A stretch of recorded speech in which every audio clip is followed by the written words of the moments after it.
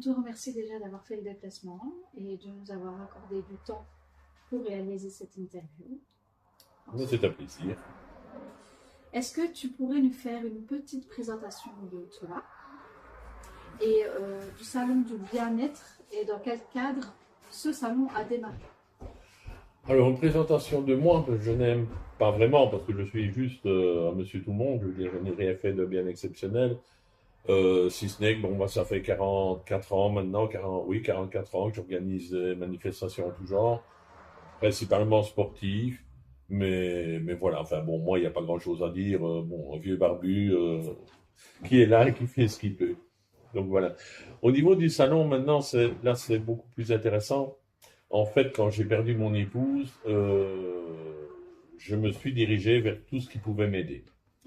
Alors, j'avoue humblement que tout ce qui est ésotérique et tout ça, je n'y croyais pas, je n'accordais pas vraiment d'importance, sans dire pour autant que ce soit faux. Mais je veux dire, moi, je n'y adhérais pas. Maintenant, quand on se retrouve face à un deuil, face à une catastrophe comme ça, on cherche de l'aide où il y en a. Et je me suis tourné vers l'ésotérisme et j'ai été voir. Malheureusement, je veux dire 90, voire 95% des personnes que j'ai vues étaient des personnes, je veux dire, un peu arnaqueuses, bon, qui pensaient à l'argent, qui ne pensaient à rien d'autre, même pas au bien-être, qui profitaient du malheur des gens. Et j'ai trouvé, heureusement, un faible pourcentage de gens qui valaient la peine. Donc je me suis dit, ok, bon ben voilà, maintenant mon expérience est là, je vais creuser, je vais pas aller voir, je vais pas aller voir plus loin. Donc je me suis intéressé au domaine, j'ai commencé, je vais dire, un petit peu à chercher tout ce qui existait, qui pouvait aider les gens, et j'ai découvert bon, qu'il y avait 58 disciplines connues, et en tout cas communes, de personnes, donc 58 types de personnes qui pouvaient apporter du bien-être. Et vu que on m'avait aidé, je me suis dit, ben allez, c'est l'occasion rêvée ou jamais. On renvoie l'ascenseur, on va essayer de concentrer un maximum de gens bienveillants, de gens sérieux, au même endroit pour permettre aux visiteurs, à des personnes qui sont dans le besoin, de venir et de découvrir et de se faire chacun l'opinion qu'il voudra sur telle ou telle discipline. Donc voilà la naissance de Contact avec S. Et pourquoi contact pour la petite note d'humour? Le contact avec S, c'est contact avec son corps, contact avec l'au-delà, contact avec le passé. Ben, donc tous les types de contacts possibles et imaginables. Et voilà comment est né donc ce salon. Que c'est devenu une passion pour toi? Oui, parce que le fait est que, premièrement, j'ai commencé à découvrir les choses. Quand on découvre, on apprécie. Donc c'est déjà une première chose. Donc on enlève tous les préjugés que l'on avait et on commence, je veux dire, finalement à adhérer, à découvrir, à voir qu'il y a des gens qui sont exceptionnels, voir des gens qui sont là pour aider, voir des techniques ancestrales qui existent depuis des lustres et des lustres et qui fonctionnent, rencontrer des gens comme toi notamment, hein, bon, des gens qui méritent vraiment d'être connus. Donc ça est devenu une passion et ça est devenu, je veux dire, un cercle d'amis, un cercle de copains qui, je veux dire, qui s'agrandit de salon en salon. Comment on fait pour gérer justement toute cette activité? Parce que ça demande du temps. Ça demande du temps, ça demande de la préparation. Maintenant, ce n'est pas exceptionnel non plus. Bon, ce ne sont jamais que des contrats à établir, mais ça, bon, les lois belges sont là, donc les contrats, c'est assez facile. Ensuite, il faut être dans le milieu, c'est comme tout. Donc, on va à divers salons, on va dire bonjour aux copains, copines, on en découvre d'autres, on teste, on voit si les gens sont sérieux ou pas. Maintenant, oui, ça demande du temps, mais c'est aussi là la passion d'organiser.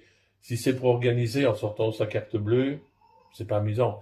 Ce qui est amusant, c'est les contacts que l'on a avec les gens, c'est tout le développement, c'est tout ce qui tourne autour de l'organisation. C'est du plaisir, même si parfois, bon, faut l'avouer, il est tard, on manque de sommeil, on en a plus ras-le-bol. Mais non, ça fait partie du jeu. Et quel est ton plus beau souvenir par rapport au salon que tu as organisé? Oh là là, mon plus beau souvenir, il revient de Pascal. Donc le druide. Cette personne m'a amené, m'a appelé un jour à son stand. Donc j'y suis allé, bien évidemment, en m'attendant à une question, quelque chose que je pourrais faire pour l'aider, vu qu'on est très présent pour nos exposants. Et en fait, il voulait simplement me dire que c'était, selon lui, un des meilleurs salons, un des salons où il se sentait le plus à l'aise, avec la meilleure énergie. Et ça m'a touché parce que le salon est fait en hommage à mon épouse. Donc pour moi, elle veille sur nous. Et c'est cette énergie qu'il a ressentie. Je crois que c'est le plus beau des souvenirs, oui. Quel regard tu as sur tout ça? On précise ta question, parce que ça peut être vaste. Mais le regard, c'est par rapport à tout ce qui a été fait, par rapport à ce que vous êtes arrivé à faire, parce que c'est votre femme qui l'a créé, ça. Mais quel regard que vous avez quand vous voyez que le salon fonctionne, que les gens sont bien, est-ce qu'il y a une fierté où on se dit, ben, c'est les choses qui doivent arriver, c'est comme ça, c'est bien. Non, il y a inévitablement une fierté. Maintenant, je suis pas tout seul, on est une équipe. La fierté, donc, elle revient à tous ceux de l'équipe. Mais il y a une fierté, c'est en fait certain que, bon, après 3 ans, de venir à des plus grands salons dans le domaine, bon, ben, oui, on est fier, c'est Mhm. clair. Maintenant, on est fier, je veux dire, mais on partage cette fierté Mhm. parce que si le salon fonctionne, c'est grâce à l'équipe, dans un premier temps, mais grâce aussi aux exposants qui sont là, qui répondent présents, qui sont d'une qualité, je veux dire, presque irréprochable. C'est un ensemble de choses. Mais c'est clair que oui, ben, quand on peut annoncer bon, que Contact est là et qu'on voit la réaction des gens, on ne peut pas se cacher, on est content du résultat. Oui. Je vais préciser. Euh, la fierté de soi, c'est pas quelque chose. Euh, comment on pourrait dire? Il y a une fierté qu'on peut donner à tout le monde parce qu'il y a une équipe et que ça qui travaille et tout ça. Et il y a une fierté d'un travail qui se continue. On a pris la décision de continuer et on se dit, est-ce qu'on a eu raison ou est-ce qu'on n'a pas eu raison de continuer? Et la fierté, c'est se dire, ben, si, j'ai eu raison de continuer parce que ça apporte beaucoup de choses. Ouais, Oui, bien sûr. Là, il est clair que qu'on veut continuer et on continuera aussi longtemps que ce sera possible financièrement et je vais dire aussi au niveau des possibles, je vais dire problèmes qu'on pourrait rencontrer de la vie, hein, la santé, tout ça, nul n'est à l'abri. Mais non, non, là, oui, il est clair que, je veux dire, on considère que c'est une réussite et on veut la perdurer dans le temps. Maintenant, nul n'est prophète. Ce sera 1 an, ce sera 5 ans, ce sera 10 ans, je ne sais pas. Bon, je vous dis, on a chacun des problèmes de santé qui arrivent. Bon, le destin ne nous laisse pas tranquilles. Maintenant, tant que je pourrais le faire, je le ferai, oui. C'est un fait certain, et je pense que c'est l'avis de l'équipe aussi. C'est qu'on est content de ce qu'on peut apporter aux gens, et on a envie de continuer, quoi. c'est bien. Et est-ce que vous êtes exposé à des choses, comment dirais-je, des choses que vous n'aurez pas pu prévoir? Par exemple, un stand qui ne fonctionne pas parce que, ben, voilà, parce que c'était pas vraiment le bon choix ou quoi que ce soit. Comment on fait à ce moment-là? On reprend la personne, on lui parle, on dit, ben, c'est peut-être pas. Comment on fait le choix des stands? Parce que, c'est comme vous dites, il y a tellement de charlatans, tellement de gens bons. Finalement, comment faire le choix? Alors, le choix, il se fait, je vais dire, souvent de bouche à oreille, et puis par expérience. Mhm. Donc d'abord de bouche à oreille, il est clair que bon, quand on a connu les premiers exposants, on avait besoin d'exposants, donc je ne m'en cache pas. Donc je veux dire, on ratissait, on acceptait beaucoup de personnes. Maintenant, avec l'expérience, quand on a un nouvel exposant, bon, comme on a eu le cas au dernier salon avec l'auriculothérapie, bon, on s'informe un peu sur la personne. On regarde sur place comment la personne vit le salon. Mhm. Si c'est une personne qui est bienveillante et qui apporte sa pierre à l'édifice avec sa technique, avec ses réussites et ses échecs, parce que bon, on peut pas avoir une réussite totale, mais cette personne, on la recontacte, on l'invite à revenir. Si à l'inverse, et je crois que ça n'est arrivé qu'avec un seul exposant, si à l'inverse on voit que l'exposant est potentiellement dangereux pour le public et pour la réputation du salon, simplement on lui dit. Parce qu'il faut être franc, on lui dit, écoutez, voilà, ben, vous ne correspondez pas à nos attentes, on préfère ne pas vous contacter. Maintenant, le jour même, pendant le salon, si ça ne fonctionne pas ou autre, ben, on essaye d'aider, on essaye de faire des petits concours, des annonces au micro. Enfin, on est là pour aider les exposants aussi. Maintenant, bon, si quelqu'un vient et qu'il n'a rien à proposer, ben, c'est pas faire de miracle non plus. Mais ici, dans le salon Contact, je pense que tout le monde apporte vraiment quelque chose. Et voilà, de mémoire en tout cas, à part cette exposante qui a posé problème, Le reste se passe très bien. Et au niveau des gens, parce que les gens, les gens qui viennent au stade, ils attendent énormément du salon. Parce qu'ils attendent peut-être des nouvelles portes, ou des nouveaux, entre guillemets, on va dire, clients.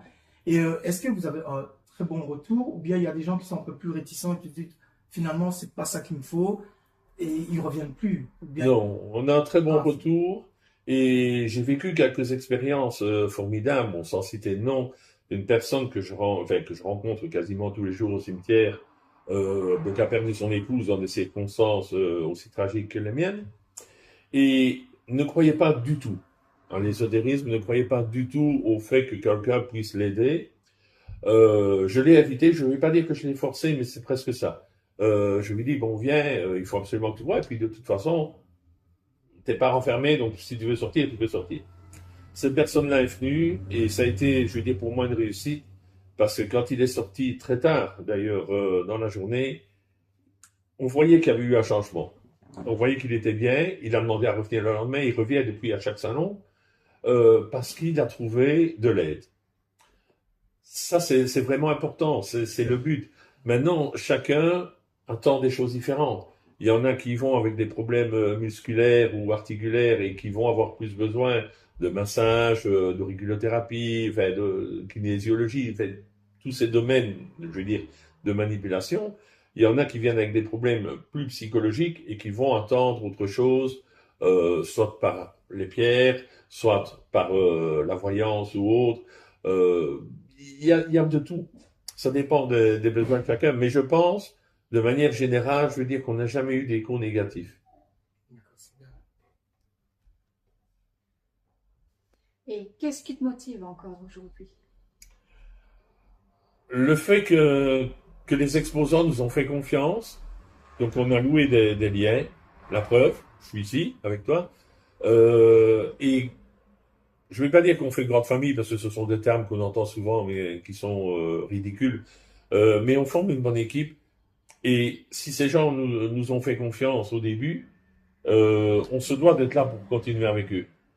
Et puis, deuxièmement, pour, je veux dire, mon plaisir personnel, j'adore organiser, bon, sinon je ne le ferai plus là, depuis bien longtemps, et, euh, et j'adore découvrir donc des aides et tout ça. Bon, chaque année, il y a une nouvelle personne, un nouvel exposant qui m'apporte un petit quelque chose en plus. Et puis ce contact humain, simplement, cette bienveillance. On vient de faire un autre salon qui est purement commercial, lui. On ne retrouve pas cette bienveillance, on ne retrouve pas cette sensation agréable que l'on a. Alors oui, ça fonctionne, oui, on gagne de l'argent, on est content, mais c'est pas la même chose. Ici, dans ce salon, vraiment, on se sent bien. Je vais faire une comparaison peut-être hasardeuse, mais bon, je l'assume. C'est un peu quand on va dans un parc d'attractions avec des grandes oreilles, là, hein, bon, qu'on connaît bien. Eh ben, les vieux enfants que nous sommes, eh bien, on se sent bien parce qu'on repense au passé, parce on est pris dans une féerie. Ici, c'est la même chose quand on entre dans le salon contact. Il y a cette bienveillance, il y a ce sentiment, je veux dire, d'être aidé, d'être écouté, de faire partie d'un groupe. Je reviens par rapport à ce qu'on disait tout à l'heure, justement. Euh, dans les salons, est-ce qu'on arrive à contenter vraiment tout le monde? On ne saurait pas, de toute façon. Ça, c'est impossible, ce n'est pas dans nos capacités. Maintenant, on contente, je vais dire, une très grosse majorité de personnes. Parce qu'il y a tellement de domaines, enfin nous autres en tout cas, avec les quatre domaines, les quatre, entre guillemets, villages que l'on fait, on sait contenter tout le monde. On va contenter celui qui a des besoins, comme je l'ai dit tantôt, psychologiques. On va contenter simplement le curieux qui vient découvrir, qui vient voir un peu ce qui existe. On va contenter ceux qui ont besoin de techniques ancestrales qui sont là depuis 3000, 4000 ans et qui fonctionnent toujours. Puis, à la limite, on va contenter simplement ceux qui ont envie de passer un bon moment parce qu'il y a tout un tas de petits objets à acheter, à découvrir, à décorer, à boire, à manger aussi. Donc, non, je pense qu'on contente énormément. Maintenant, attention que, je veux dire, on n'a pas la solution ultime. Quelqu'un qui va arriver avec une question bien précise, un espoir bien précis, bon, même si les exposants, même si les praticiens sont excellents, il est possible qu'il n'obtienne pas sa réponse. Ça m'est arrivé, je l'ai vécu, le premier salon, j'attendais une réponse que je n'ai pas obtenue, que j'ai eu par la suite, grâce au contact, mais que je n'ai pas obtenue sur le salon. Mais voilà, ça c'est malheureusement, on ne serait pas parfait.